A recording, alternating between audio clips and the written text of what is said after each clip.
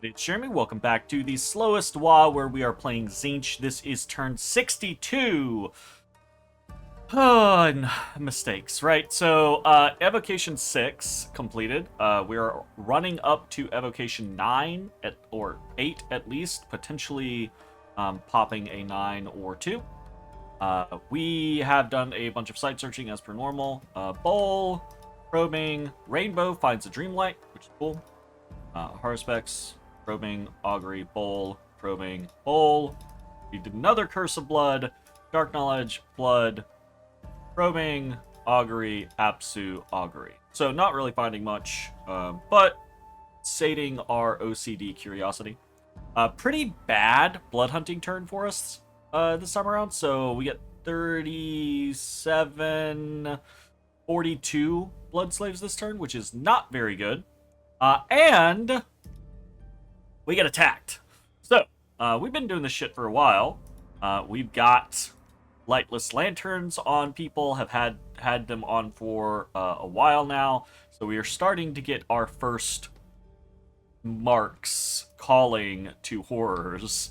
So this guy is royally screwed, right? An acolyte is in no way, shape, form, or fashion going to match up against a single float cat horror, much less multiple float cat horrors. These guys are actually pretty nasty.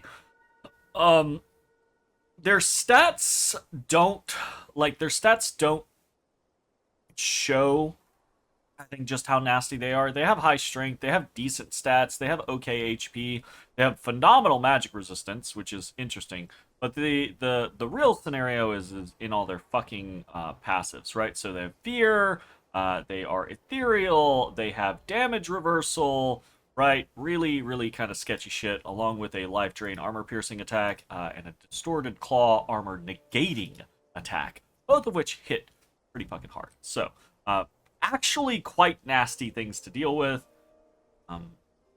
Warrior Illusion, that's not gonna help. Instantly dead. Instantly dead. Oh, hold up. That guy did get some false damage from that Warrior Illusion. Starfire's not gonna do the deed. Damage reversal. And dead. Yeah, so I expect, this is pretty normal timeline. I expect we'll start getting a couple of acolytes here or there with, horror marks getting attacked by horrors. And if the game goes long enough, then we will start to get a deluge of the motherfuckers. But that's if the game goes long enough. Infiltration of Karaz-a-Karak failed. The cultist was exposed. So our cultists are also spies. I tried to get a cultist onto Karaz-a-Karak capital and spy on them so I could take a quick peek at their graphs. It did not work, unfortunately. We attack in Sulfuria with Chazzy, the Demon Prince. No gear. I think he just got summoned, but he's just up against basic-ass PD and these two assassins who don't have anything special. They're just assassins that have broadswords, so this should be no issue. Maybe a few too many casts. Getting pretty high on fatigue. Drop. Looks like we insta-killed both of the assassins. Okay.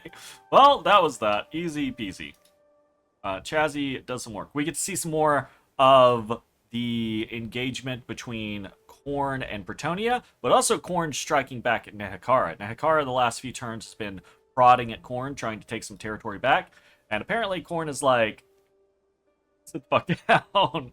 Comes in with a bunch of devils, led by a Mound King, and they're just gonna fly in and just eviscerate. Looks like they were on attack closest, which I actually like when you're doing raiding parties like this with devils.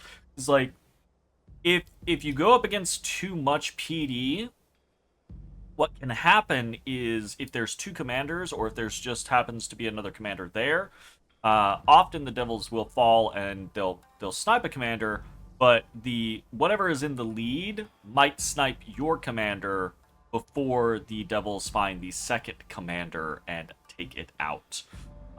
So I actually do like... Devils are very strong, right? So I actually do like just go at the front, eviscerate everything. They're very killy. They have high HP. Pretty good defense, but not the craziest protection, but still, you know. Very nicely done. Khorne attacking Bretonnia. And this guy, you know. We've got a Daemon Prince in here, and interestingly enough, he has swapped out the weapon. So he has a pretty normal kit that we've seen for these Daemon Princes, giving him stealth, giving him a bunch of resistances, giving him quickness, giving him some MR, and this giving him luck, rather than the acorn necklace, which gives him luck and shock resistance, right? But rather than keep the two weapons that the Daemon Prince normally has, which are very good weapons, he has thrown in this Carmine Cleaver, which is pretty cool. So, gains some extra fire resistance, gains a fire shield, which is quite neat, right? So an extra added layer of complication on top of things. Units will kill themselves on him. Armor piercing hits very, very hard, right? So you can't really protection tank this, because even if you have, you know, the top end kind of like crazy 40 prot type scenario, and Temper Flesh, which is normally you have to have pretty high earth magic and some crazy gear to get to that kind of like 40 prot scenario. So inevitably you're probably going to have Temper Flesh along with it, right? Even with that, which would normally reduce the damage that can be done down to you to where they'll never break through your protection. The Carmine Cleaver, having armor piercing, is going to ignore half of that, and it hits so fucking hard that you're going to basically be hitting for normal, which means you can break the 40 prot. It might still be somewhat slow, but probably not. You'll probably just smash through. Also has a armor piercing burn effect, which is okay, but not probably what you're going for, right? Because it's just single target. It's this super high damage, armor piercing, two-handed, right? So you get an extra damage bonus there, and it's the fire shield. So they're going to be killing themselves on you. Now, interestingly, he actually has a little group with him, right? So he's got a slaughter priest here with a couple of chosen warriors. Let's see what he's up against. He's up against a smattering of PD with what looked to be like a couple of questing knights that have probably routed from something else. So this is easy pickings for the Daemon Prince on his own. Let's see if the slaughter priest does anything interesting. So he's gonna bless. Okay. Holy Avenger, he's blessing twice. Skulls for the Skull Throne. So this is one of the Khorne specific things. I don't remember what it does. It's one of their, I believe one of their H spells. Anything wild here? Might be berserking. I think it's berserking. Let's double check that, because I don't think they had berserking beforehand. They are berserkers. Oh, he is also berserker. Maybe it causes them to go berserk, right? They are berserkers. Are they now berserking? I don't believe so. No, they are not. I don't know what that one does. Somebody tell me what that one does. I don't want to look it up. This is either just this small party of Chosen and the Slaughter Priest, or the Daemon Prince would have slaughtered this 100%. I think, honestly, just the Slaughter Priest on his own, without the retinue of Chosen Warriors, probably would have slaughtered that 100%. We attack in Greenwoods. here's our fucking army. It's a pretty big ass army. We've got the foul spawn mercs kind of mixed in here. This is probably a bad idea because it's gonna fuck up the formation on the Chosen Knights. I'm not super worried about it. Long line of Chosen Warriors, long line of various ranged horrors primarily, although there are some melee horrors. No, I think most of the melee horrors are over here in this big ass box. Another big-ish line of Chosen Knights in the back, some more Chosen Knights, bunch of Marauder Horse, Archers, and the various other mercs that we have purchased. And a lot of mages just mixed around doing the things. What are we up against? We are up against nothing. Really.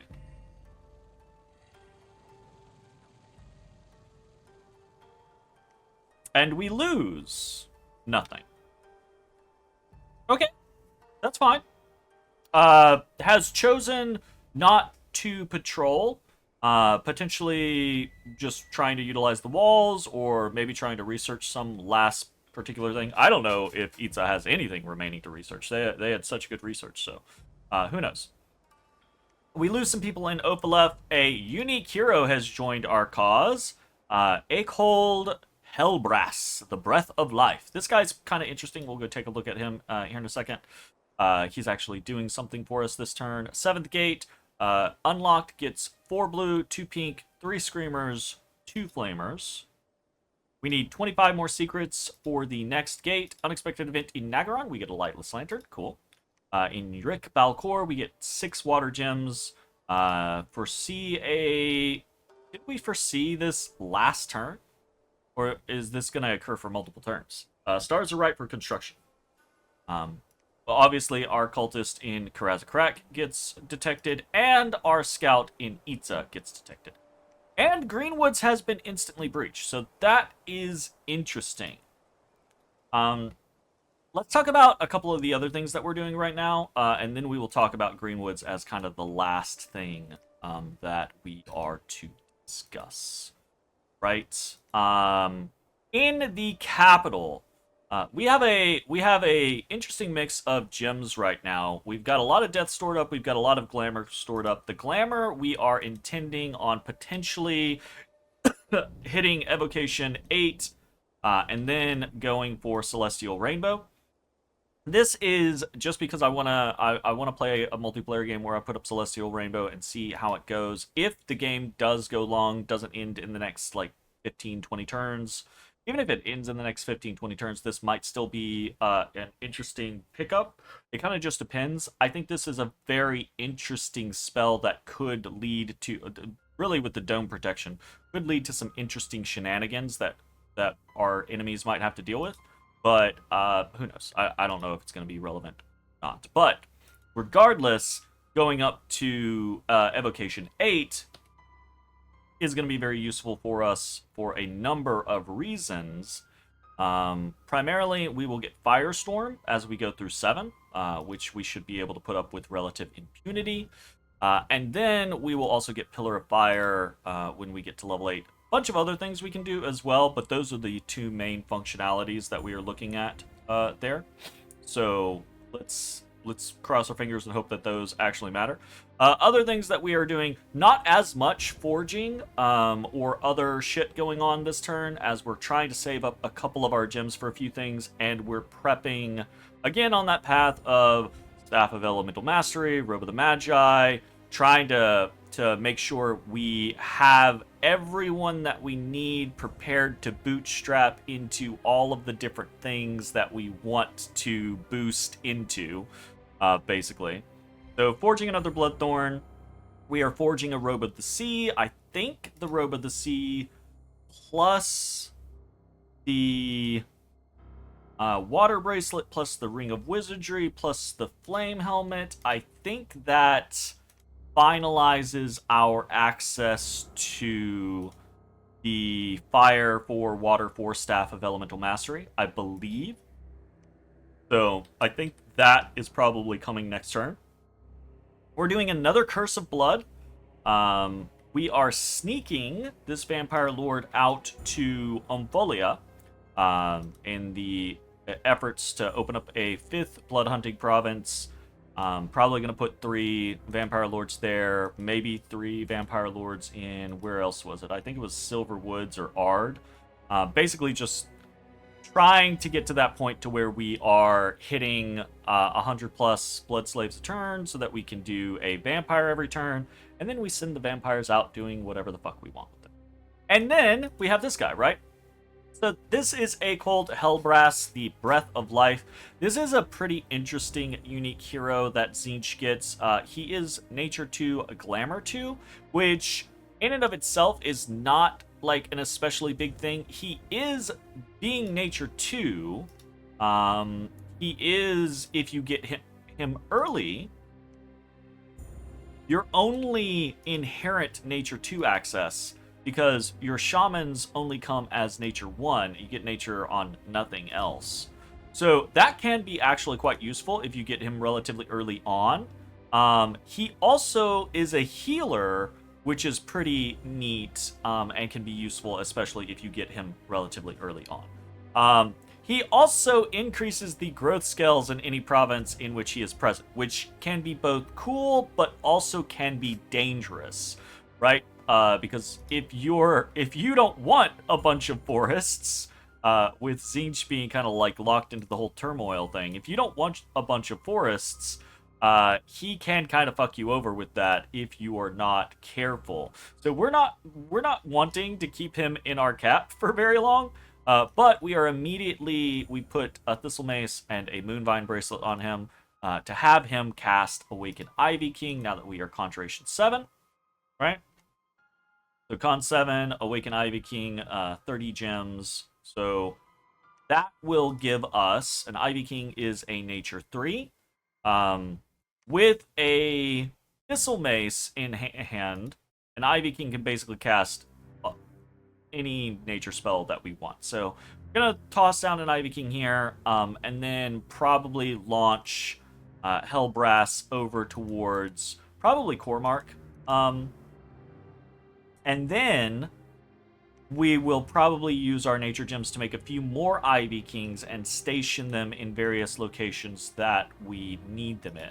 I believe they can use foot slots, so we'll be able to fly them around.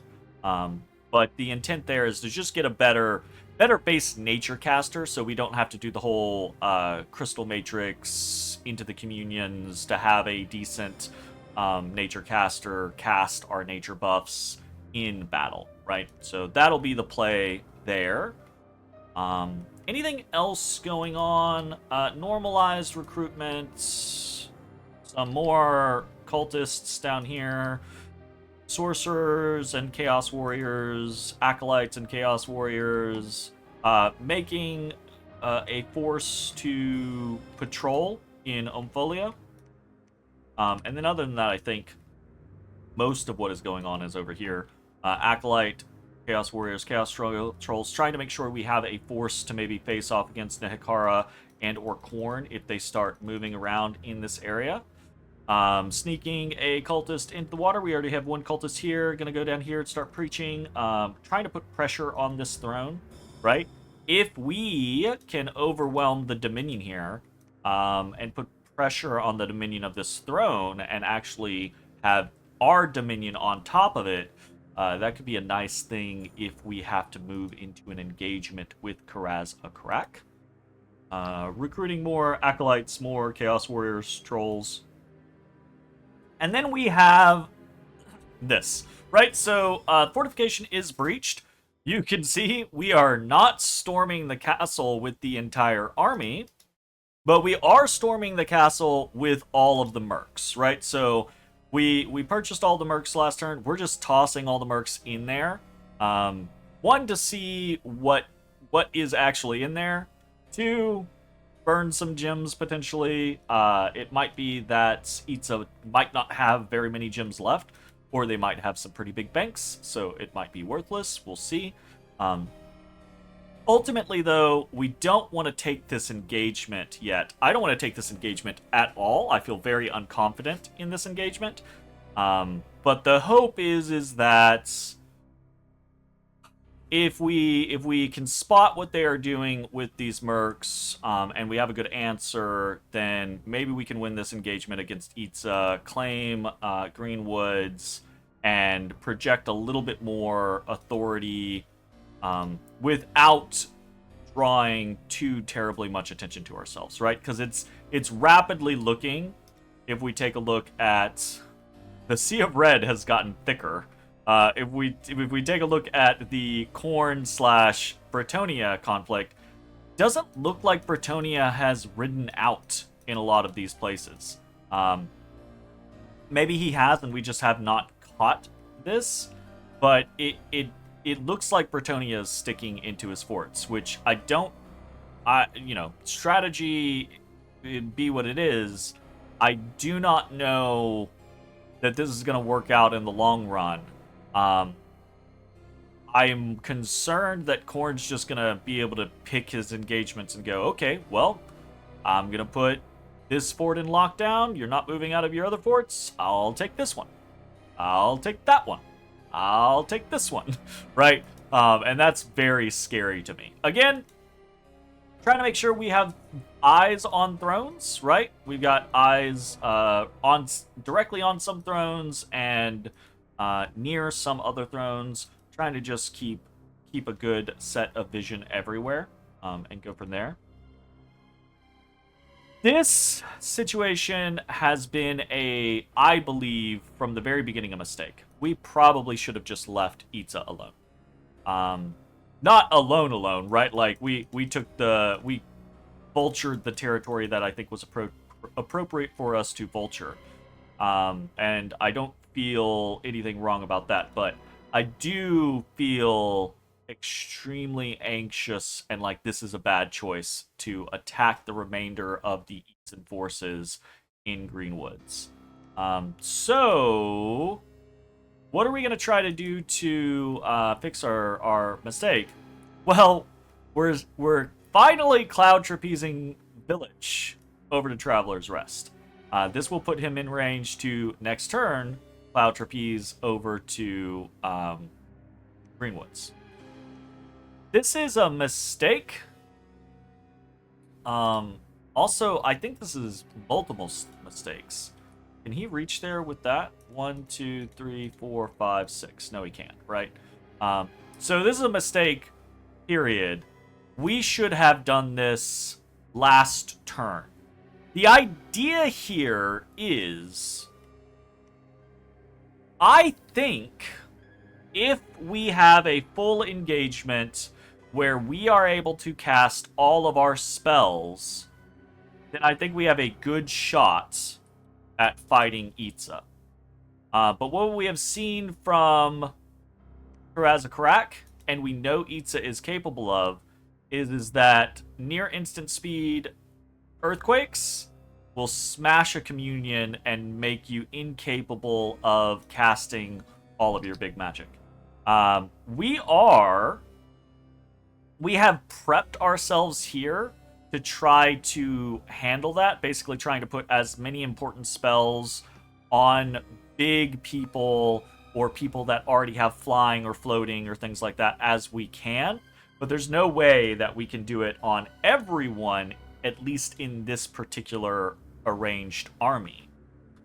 If we had cloud trapezed Village last turn and he was in Traveler's Rest this turn, we could cloud trapeze him now to Green Woods. We could equip him.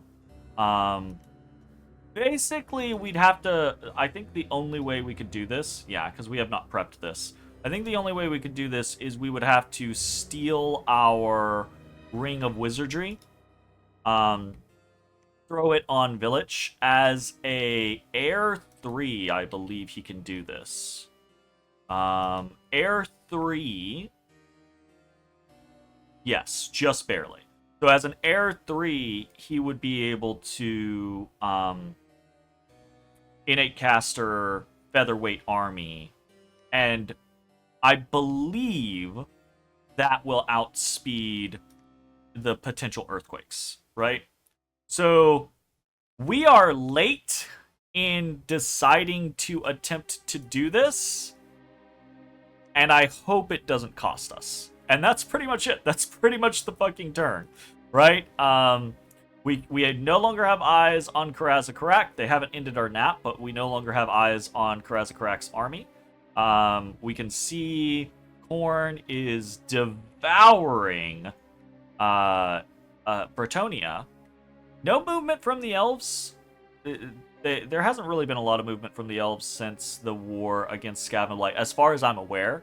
But then again, we haven't had eyes on them for a very long time, so no idea if they've got any border engagements going or anything like that. And Nehekara, you know, pushing their bounds, but is getting responded to by Khorne. So that's generally the state of things. Hopefully we haven't fucked up and we're not too late. We'll see. We'll fucking see. So, that is it for the turn. Let's check Dominion, shall we? We've got one. We've got two. Little Dominion pip down into Nehekara. We have 3. We have 4, 5, 6. We have 7. We have 8. We have 9, 10, 11. And that looks like that is probably going to be it. So 11, probably unlikely. I mean, we do have good Dom push going on over here now, so maybe we pop into something else. Preaching twice down here, preaching in most of these other locations, preaching. I need to get some cultists up in here and start preaching. But yeah, so that is what we are doing. Very questionable on whether or not this will all work out for us, but we'll see. Thanks for watching. See you next time. Bye-bye, everybody. Hey everybody, thanks for watching. If you enjoyed the video, consider leaving a like, commenting, or subscribing. It really helps me out. If you'd like to see me live, head over to my Twitch at twitch.tv/thedistanthorizon.